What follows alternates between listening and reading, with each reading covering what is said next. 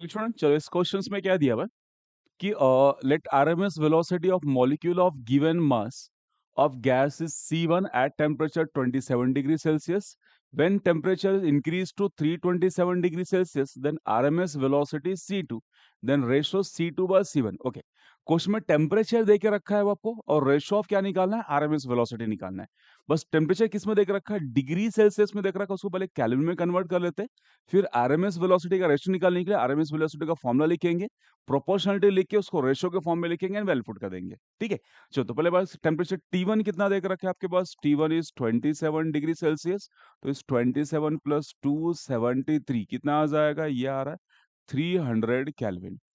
T2 कितना देख रखा है आपके पास, 327 डिग्री सेल्सियस, तो ये आएगा आपके पास 327 प्लस 273 कितना आ रहा है, 600 केल्विन। ठीक है, T2 आपके पास मिल गया, T1 मिल गया, टेम्परेचर आ गया केल्विन में। अब क्या कर आरएमएस वेलोसिटी का फॉर्मूला, तो V R M S is equal to under root 3RT divide by M. अब यहाँ पे सिर्फ टेम्परेचर चेंज हो रहा है, बाकी रिमेन सेम है, तो बाकी सबको कांस्टेंट लेते हैं, 3R और M कांस्टेंट हो जाएगा। तो आप बोलेंगे V R M S is directly proportional to root of temperatures. अब यहां से मैं लिख सकता हूँ इस V1 divide by V2 is equal to under root your T1 divide by T2। V1 की जगह मैं C1 लिख सकता हूँ, बिकॉज सॉरी उल्टा लिखना है, मैं C2 बाय C1 चाहिए, तो इसको लेकर लिखते हैं हम लोग V2 बाय V1 कर लेते हैं। V2 divide by V1 is equal to under root कितना आएगा, T2 divide by T1। V2 मतलब क्या आएगा, सेकेंड टाइम वेलोसिटी कितना है C2, तो इसको मैं C2 डिवाइड बाय C1।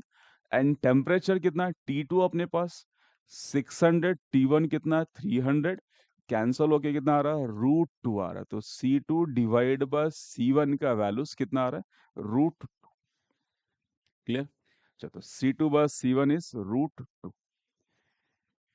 ठीक है, सिंपल सा क्वेश्चन, आपको टेम्परेचर कन्वर्ट किस में करना था, सिर्फ इस डिग्री में दिया था, उसको किस में कन्वर्ट करना था आपको, केल्विन में कन्वर्ट करना था, फिर आरएमएस वेलोसिटी का फॉर्मूला लिख के ये प्रोपोर्शनलिटी लेना था एंड रेशो लिख के वैल्यूज पुट करना है।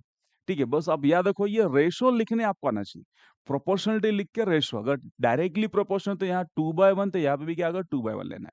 ठीक है, चलो, और इनवर्स ही रहा तो उल्टा लेना है। ठीक है, चलो समझ में आया, थैंक यू।